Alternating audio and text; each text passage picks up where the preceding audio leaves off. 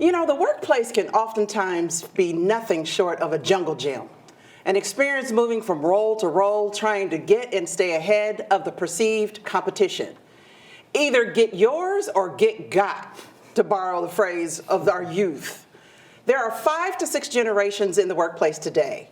We will unpack office space, the dynamics that impact whether one thrives or just survives in their careers.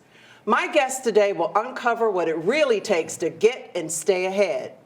Joining me today are 4 very accomplished guests. First of all, we have baby boomer Daryl Smith, who's a generative executive coach and transformational cultural and climate entrepreneur.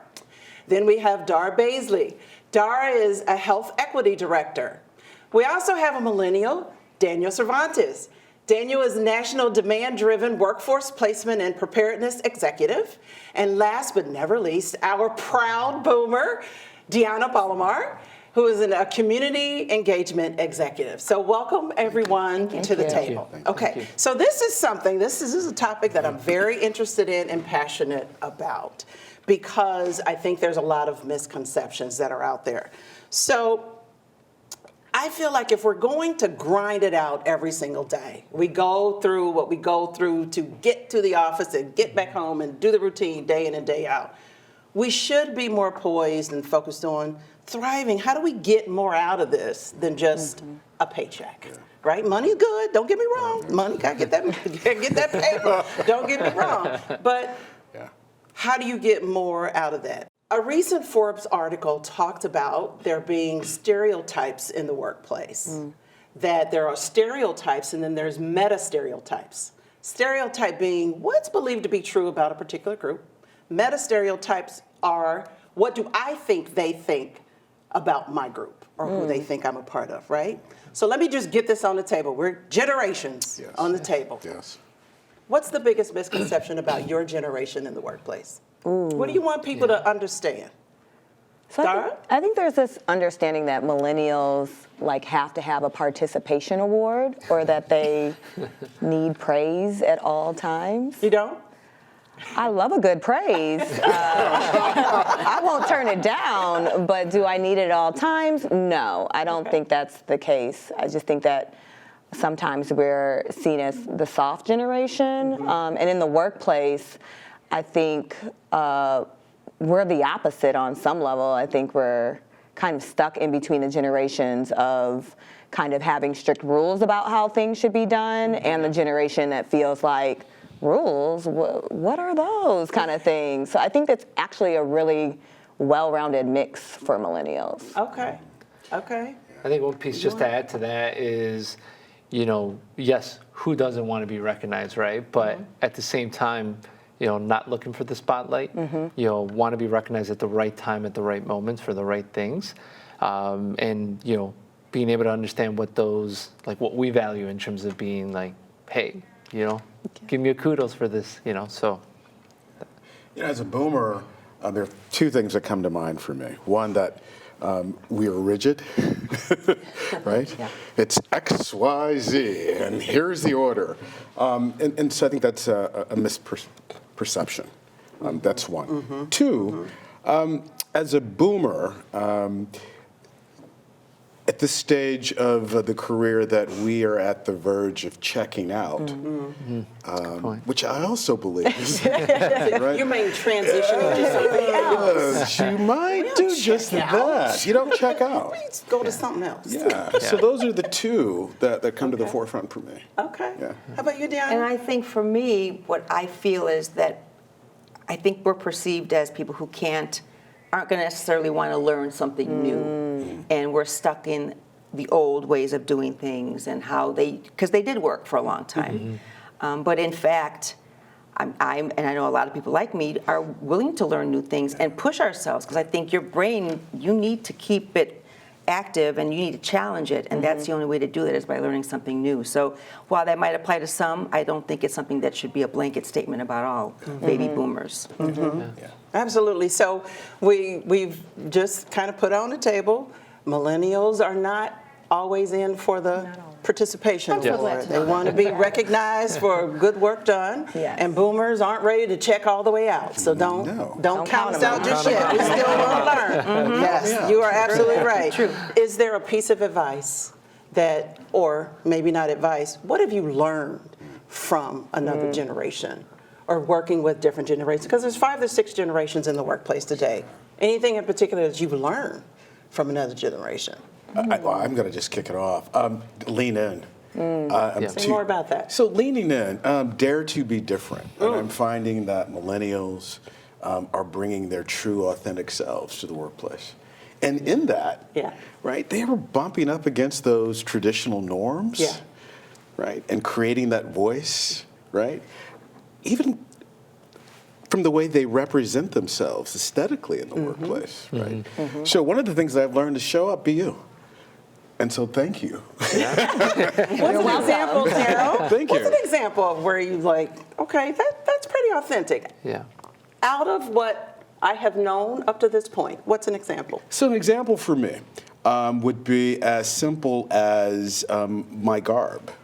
And I've always been a spiffy dresser. A spiffy one. Spiffy. Clearly. But it's been more traditional, right? The shirt, the tie, the Yes. wingtip, right? Well, now, there are things that I'm realizing that that I can wear in the workplace that are still appropriate, but aren't as rigid.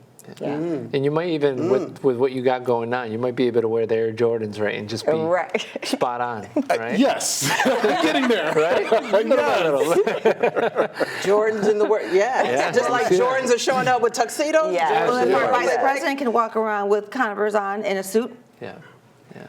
there you go. There we you are. go. There you go. I know one of the things that I've picked up, because I've been in a situation where I was one of the oldest people in the whole organization. Average age was 28. I was not. And I learned that workforce balance is real. Like, I was, those that were 28 and younger, they were trying to figure out how do I need to have dinner with my friends on Thursday. I got my softball team on Tuesday. I need to go and walk my dog and go and take them to the dog park buzz on Mondays. These kinds of things, and just fit it all in and just Yep. was flowing with it. And I just thought that was Yeah. so fantastic. So yes, thank you. I think I'm sorry, go ahead. I was just going to mention, one of the things that I think is important to note, right, is that yes, there's a generational piece, but I think the pandemic really changed the game for generations. Yeah. I think And you're right. I would say, from a learning perspective, like there's so much, even though lived experience and we've been in the workforce, but similar to your comment, like I've learned so much from them to stop. Right, break that line between work and just balancing, right, the stuff you got going on a personal level, and it's important to do that.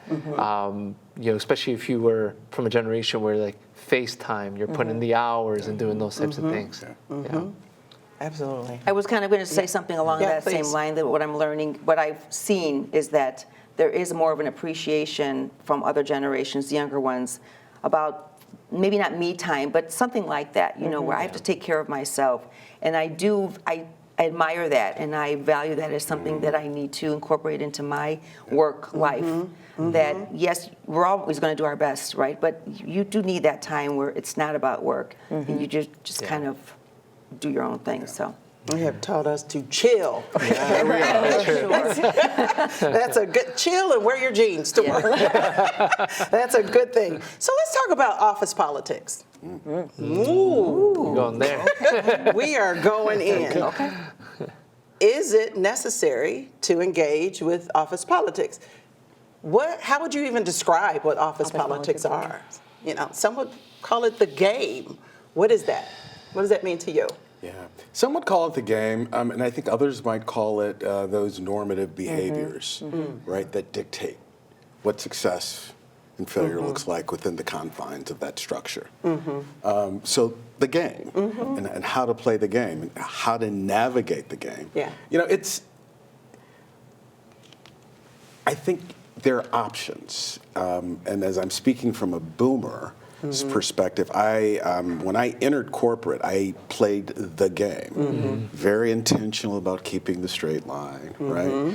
Very cognizant of ensuring that the perceptions, right, were in order. I mean, the older I became, and the more wisdom I began to amass, I said, wait. And playing this game, does it allow me to truly bring my authentic self in? And if I'm not bringing my authentic self in, well, am I really doing my best? Yeah. Right? If that makes sense? Absolutely. And what I hear you saying is that, we played it straight. Yeah. Even though you mentioned the dress, even down to we had buttoned up, like even, from a female perspective, buttoned up, Yes, ma'am. closed-toe shoes, Pantyhose. right? Until you realize you were a hoodwink, bamboozled, led astray. Like, this is not what it takes. It's not what it No. takes. And everybody's not playing the same game, right? True.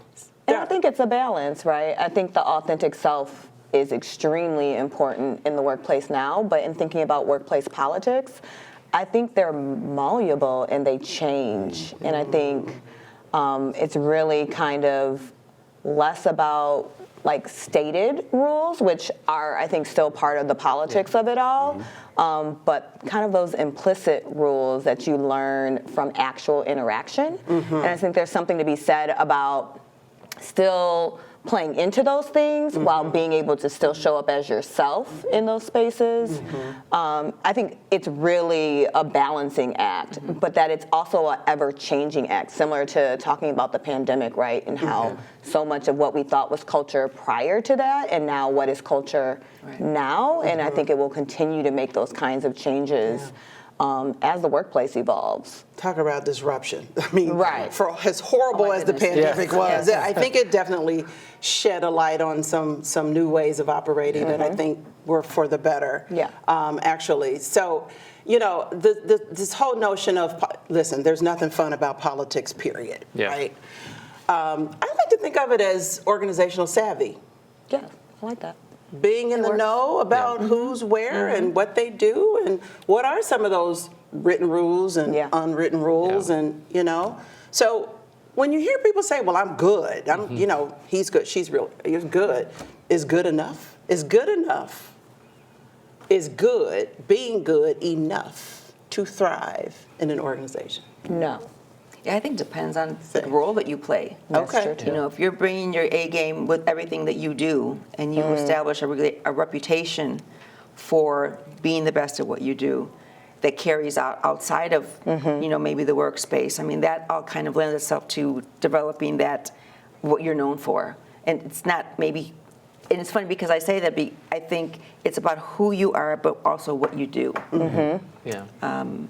But yeah, the A game is, I think we bring our own piece Version to of that. that. And how you do And who it. sets up those rules? I mean, who Right. decides What's good? what's good? My A game, it might be different from yours. Right. Exactly. Right. One of the pieces, to your point in terms of is good enough is obviously it matters in terms of like there's so much that goes into that. But one of the things I've realized is, yes, you can be good at your role or whatever it is that you do, but it's much bigger today, meaning that you have to have the ability to like coach and develop others and lift up, others that are sort of either reporting to you or if you're managing up, like how do you help that person who's maybe a leader and thinks a certain way and isn't attuned to like the authentic self and all that, but how do you get them to realize it's not a generational issue, right? But it's something bigger. So I think you can't just be good at whatever it is that you do. I think good is defined in terms of like how are you also not you're reflecting in terms of bringing others up. Yeah. So If I could add to that, so there's the book, Good to Great. Good to great, right? Right? But as I've evolved in my career, what I've realized is, to your point, what might be good for one, right? Great for one is not for another. But it's around a mindset, and it's really around showing up and elevating and expanding. So to your point, how do I reach back? How do I coach? How do I mentor? Right? How do I contribute differently? And then do that and not do that looking for kudos or accolades. Yeah. Important point. Right? But showing up and being goes back to authentic self, authentically showing up. And I think those individuals, you talk about greatness, Yeah. Yeah. greatness, yeah. Those are the ones that stand out. Well, we are just getting started. So much to cover in so little time. We'll be right back right after this. Next up on For the Culture, I talked to Sylvia L. Jones, writer and producer who is really doing it for the culture. You know, sitting there watching Different World, wondering if I could do that same thing, if I could be the person to write, you know, those words and do those Right. kinds of shows. For the Culture with Christina Steed airs Tuesdays at 7 p.m. on CAN TV, streaming on cantv.org, and now on the CAN TV Plus app. Welcome back to Generation Flex. So, we were talking about office politics. Let's talk about culture for a second. Ooh, another Visceral, Okay, yeah. let's talk about culture for a minute. What does it mean to you when you hear they don't fit or they do fit? What is? First of all, have you ever heard that in your own careers? What does that conjure up for you? Daniel? I mean, just off the bat, I mean, I'm sorry, as I'm processing that question, my stomach turned upside Right. down, right? In terms of like, you're not a fit. You know, it brings back memories of the early days when I started off in consulting and being told I don't fit, right? And knowing that when I walked into a room, you know, there wasn't a lot of folks in there, right, that I can necessarily relate to. And so, you know, it's definitely one thing that I carry forward with me, and definitely don't like to use that terminology, but you're right. I mean, it's something that I think to this day we're still battling that, you know. Yeah. And just to be clear, you're saying when you first started in your career, you were in consulting. Yes. You didn't see a lot of others that identified as Latino?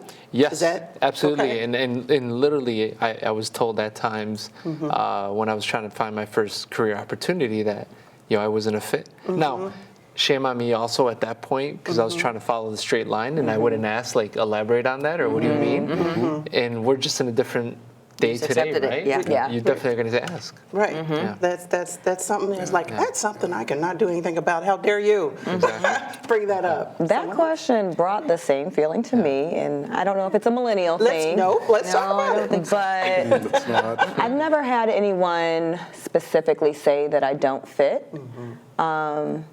And I've also really pride myself on that I show up to spaces, and I don't want to say that I make myself fit, but I think it's more, I think of how I've moved forward in my career is really pushing to be in spaces that people didn't think that I should have been in, whether that was because of my job title or how I present. I present sometimes younger than what I actually am, and I think it's really important to push through respectfully, right?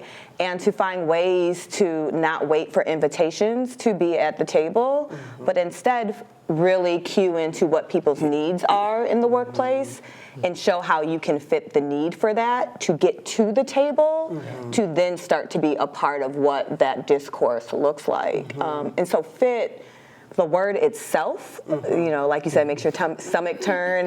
It kind of like, ooh, I don't like that. But I think it has always been my mantra to kind of show up, show people why you belong there, and not because it's for them, but for yourself. That part. Point. Show up like you belong. Yes. Act like you belong. Yeah. Nobody knows you don't belong until you show up like you don't belong. True. Show up like you belong. Yeah. I had the same reaction. And I think we kicked this up. I went. There's a reason why I asked that. And so, as you know, from a boomer's lens, my career, for me, it was around initially assimilating. Right. Let me show up. Again, it goes back to the conversations we're having. Let me walk the clean, straight line. Let me not create any disruption or disturbance. When I'm entering the room, let me minimize, right? My energy, everybody comfortable. Exactly. Make everyone comfortable. Let me shrink. Let me Yeah. shrink. And then evolution, growth. You get to a point where you go, well, if I'm shrinking, I'm not fully showing up. And if I'm not fully showing up, I'm not doing myself or anyone else in this room service. And so it's becoming comfortable with self and having the conversation around fit. I've been told I don't fit in a number of organizations, only to prove them wrong. Only to prove them wrong. And then create path for others to follow. That's right. They watch But you know, nobody could Watch say that my before. smoke. I mean, people could say that before, and you can't really, nobody would think to say those things now. I mean, we came from a generation where they would just right out say, you don't, what are you doing here? Well, I think there's other ways that they're trying to show that you don't fit. Yeah, oh, definitely. But Even now. I mean, even overtly, people were able to say it, and they can't anymore. But the other thing that I want to add is that I've only heard that in my life once, and it was actually somebody from not far outside of my community, and basically said, you know what, you look a little too ethnic. I don't think you're going to do well in this job. Yeah. But I've always been the only one that kind of looks like me in any role that I've ever played in any of my jobs, and I've had several. And I never take that as a weakness or something that's a negative. I always think, you know what, I'm going to, as we've been hearing, you show up, put my best out there, and you're going to deal with me because you are going to see, I'm going to show you that I'm really good at my job and I can do this. And it's about that attitude that you have to have. Yes. You know, one question I'd pose to the table is, Are you trying to take my job? no, by no Well, you means. know, millennials. Check that You one. may need a stand-in. You may need a stand-in. Go for it. Go moving on. Ballsy things, aren't they? No. But as I was listening, though, I wondered, like, think about the question that Melissa posed to us, right? Like, are you a fit, right? And it's the power dynamics from one perspective, meaning that if you're in a position where you're a company, somebody that has a job, for example, you're typically the one asking that question. My question is, has the tide changed where I know in my line of work, we're investing a lot on actually flipping the script. Like, you know, are you a fit for the community? Yeah. Are you a fit for the job seeker who's looking You at meaning the employer? company. Are you Yes. employer a Yes. fit? Yes. Yes. So my Okay. question is, like, Yes. is the dynamics, can we argue that it's possibly changing too? You know? And more applicants are asking those questions. Right. Yeah. What's the culture like here? What do you? Yeah. How are the Yeah. employees? I Yes. mean, you're absolutely Yeah. right. It's a switch. Yes. The data is saying, you know, Yes. by 2035, 2040, you know, the landscape is going to look different. And so to your point, Yeah. right, are you the fit organization, Yes. Yeah. right, to embrace the community or to attract that talent Yes. that you need, right, so you can continue to perform and Absolutely. thrive. And the data is also saying that it is millennials who are saying, I'm only going where there is a good culture, Yeah. and I'm only going if there is an opportunity. Yeah. And for that, I think we should say thank you. Agreed. Because, you know, it has been, I think, refreshing to have a group of talented individuals come into the workforce and go, no, that doesn't work for me. Exactly. And I think there, you know, kind of getting back to the question, what's the bad rap? I think millennials definitely get a bad rap because I actually believe that some of the things that millennials expect, such as use technology to get things done, use technology to meet, don't go drive, call me, video me, whatever.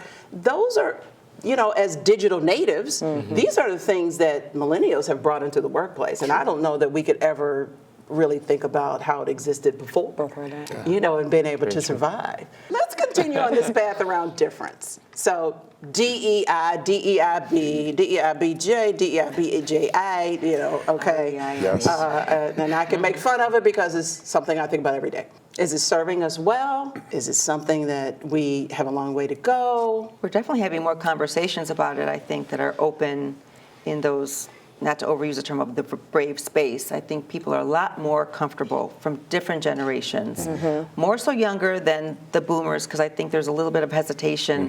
I don't want, do I want to cross that? Do I Yeah. want to talk about that? Yeah. They get the face. Yeah, the face. But I feel like we are being pushed to speak of it more, and it's important. Keeping everything down like that is just not good, and it creates an opportunity to have a conversation that you can learn from and maybe make things better in your workplace or just in life in general. Having the audacity to be interested in other people, Right. who are different. Yeah. The audacity of it, Yeah. right? Yeah. But that's why I think of it as a pendulum almost, right? Because I think it starts in one place, and I think there have been both things that have happened in the community that have pushed that, and that we are having, courageous conversations in a lot more spaces. But I also feel like the further it gets pushed, the more it becomes trendy and has less strength, or that it gets further, Fair. which is this concept of, what some say is this concept of woke even now, Fair. right? Is that now it's a dirty word Fair. versus it was an opportunity to push the envelope, right? Yeah. And we've been pushing the envelope for a while. Hard. We've been pushing the envelope for a while, and there has been progress. But what I'm seeing now, as a boomer in the workplace, I'm seeing more vulnerability. I'm seeing more individuals beginning to lean in. Don't know, right, how you ethnically define yourself. Yeah. But I know that there's a difference. Yeah. Yeah. And so let me lean in, let me explore, let me connect with you differently. And I think we're going back to the generations. I am seeing greater advancement in the corporate landscape because of millennials. Absolutely. I would agree with that. Yeah. I would agree with that as well. And the term colorblind, I think, is, I don't understand that. I've had somebody say that to me, and I'm like, you essentially just negated 50% of who I am. Exactly. So I think, some people say that as if to say, oh, it doesn't matter what you are. No, I don't think that's exactly what you're saying. Yeah. So. Yeah. The worst thing you can do is minimize somebody's identity, right? We'll be right back. On the next In the Arena, I sit with my new best friend, Matt Strauss. The reason why I launched this is it's not fair. Like, where I grew up in Wilmette, I had access to opportunities. I had my friend's dad's friend got me my first job. And it's not the same story, and just 12 miles from me. And my goal is to make sure that no matter where somebody lives, whatever their goals are, they have access to opportunities. The workplace can be a place of great accomplishment or great agony. In reality, we all live multifaceted lives, the threads of which cannot be easily tucked into the trunk of one's car, nor into the roomy backpack as we enter the workplace. Everyone comes to work to do a job and be respected, valued, developed, and challenged in the process. The trick is to make our aspirations and needs known to those who can help us grow and excel. Getting in the door is only the first step. When the going gets tough, opting out should not be the first option. You cannot win if you do not play. Make it your mission to effectively navigate the many pitfalls and platforms that can come with office dynamics. Being authentic, having confidence, staying prepared, assembling a trusted circle of support, and staying ready are the sure keys to success. If it were easy, everybody would have a corner office. Keep grinding, though. You will reap what you sow. I'd like to thank my guests, Deanna, Daryl, Daniel, and Dara. No, that is not a music group. But until next time, remember to live, laugh, and love.